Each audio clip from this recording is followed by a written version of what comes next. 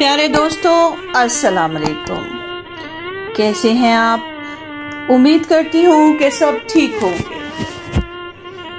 آپ کو معلوم ہوگا کہ ہم اپنے خیالات دوسروں کو تک پہنچانے کے لیے زبان کا استعمال کرتے ہیں، یعنی جو الفاظ ہم ادا کرتے ہیں وہ ہمارے خیالات کو دوسروں تک پہنچا دیتے ہیں۔ مثلاً ہم کہتے ہیں آ جاؤ، کھا لو، سو جاؤ وغیرہ۔ اپنے خیالات کو براہ راست یعنی کہ آمنے سامنے کسی تک پہنچانا ہو تو ہم بات چیت کے ذریعے ایسا کر لیتے ہیں۔ کبھی کبھی ہمیں ان لوگوں تک اپنے خیالات کو پہنچانا ہوتا ہے جو ہم سے دور ہوتے ہیں، تو ہم تحریر کا سہارا لیتے ہیں، یعنی کہ اپنی بات کو لکھ کر بیان کرتے ہیں، جیسے کہ ہم خط لکھتے ہیں۔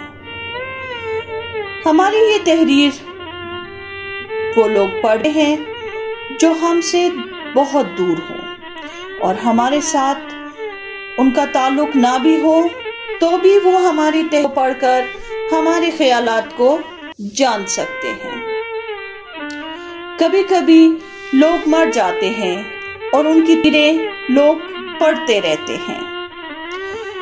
ان تحریر کرنے کا طریقہ کتاب ہے۔ جی ہاں، بہت ساری اردو کتب آپ کو ملیں گی جس میں آپ عظیم مصنفین کی لکھی ہوئی تحریروں کو پڑھ سکتے ہیں۔ اردو زبان میں تحریر کے کئی انداز ہیں۔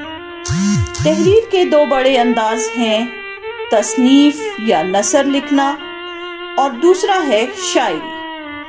ہم بات کریں گے شاعری کی، تو شاعری کی بھی کئی اقسام ہیں، مثلا نظم، غزل، مثنوی، رباعی وغیرہ۔ نظم کی بات کریں تو اس میں کسی خاص موضوع پر شاعری کی جاتی ہے۔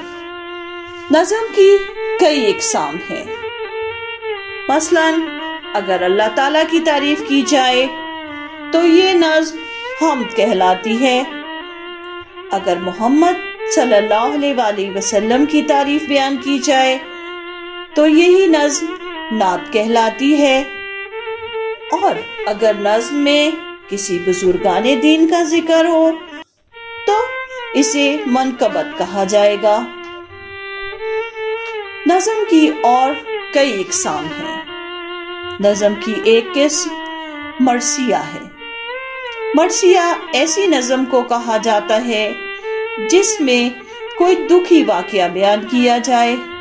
میں مرثیہ کی صنف اس لیے لکھی گئی کہ واقعہ کربلا کا ذکر کیا جائے، یعنی شہادت امام حسین رضی اللہ تعالی عنہ اور 10 محرم کو میدان کربلا میں پیش آنے والے واقعات اور دشمنوں کے مظالم کا ذکر کیا جائے جو انہوں نے قافلہ حسین رضی اللہ تعالی عنہ پر کیے۔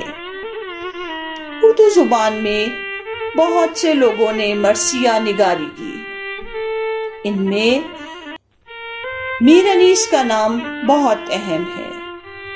میر انیس کا مرثیہ پڑھنے کا انداز ایسا تھا کہ سما باندھ دیتے تھے۔ میر انیس نے طویل مرثیے لکھے۔ ان کا کوئی مرثیہ 150-200 بند سے کم کا نہ ہوگا۔ آج میں آپ کو میر انیس کے ایک مرثیے کا کچھ حصہ سناؤں گی جس میں انہوں نے میدان کربلا میں گرمی کی شدت کو بیان کیا ہے۔ جی ہاں، کربلا کا میدان ایک صحرا تھا جو بذات خود بے انتہا گرم تھا، اور جس روز کربلا کا واقعہ پیش آیا اس کی گرمی مزید بڑھ گئی، کیونکہ اس پہ ہونے والے ظلم اس کی گرمی کو مزید بڑھا رہے تھے۔ چلیے آئیے ہم مرثیے کا کچھ حصہ سنتے ہیں۔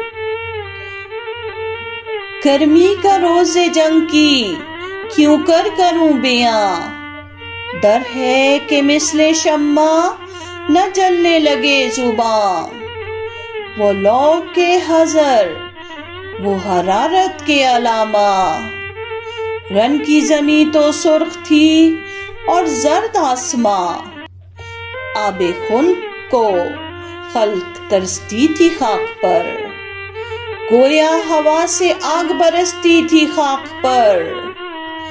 وہ لو، وہ آفتاب کی حدت، وہ تاب و تب، کالا تھا رنگ دھوپ سے دن کا مثال شب، خود نہر الکما کے بھی سوکھے ہوئے تھے لب۔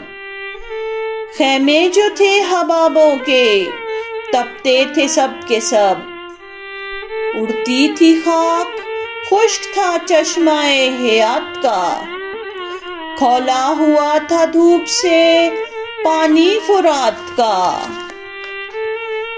جھیلوں سے چار پائے نہ اٹھتے تھے تاب شام، مسکن میں مچھلیوں کے سمندر کا تھا مقام۔ آہو جو کاہلے تھے تو چیتے سیاہ فام، پتھر پگھل کے رہ گئے تھے مثل موم خام۔ سرخی اڑی تھی پھولوں سے، سبزی گیاہ سے، پانی کنووں میں اترا تھا سائے کی چاہ سے۔ کوسوں کسی شجر میں نہ گل تھے نہ برگ و بار، ایک ایک نخل جل رہا تھا صورت چنار۔ ہنستا تھا کوئی گل نہ لہکتا تھا سبزہ زار، کانٹا ہوئی تھی سوکھ کے ہر شاخ باردار۔ گرمی یہ تھی کہ زیست سے دل سب کے سرد تھے، یہ بھی مثل چہرائے مدکوک زرد تھے۔ شیر اٹھتے تھے نہ دھوپ کے مارے کچار سے، آہو نہ منہ نکالتے تھے سبزہ زار سے۔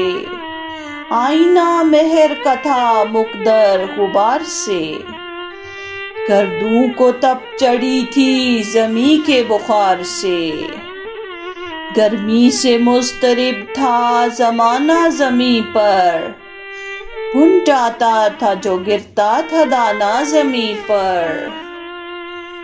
گرداب پر تھا شعلہ جوالہ کا گمان، انگارے تھے حباب تو پانی شرر فشاں۔ منہ سے نکل پڑی تھی ہر ایک موج کی زبان، تہ پر تھے سب نہنگ مگر تھی لبوں پہ جان۔ پانی تھا آگ، گرمی روز حساب تھی، ماہی جو سیخ موج تک آئی کباب تھی۔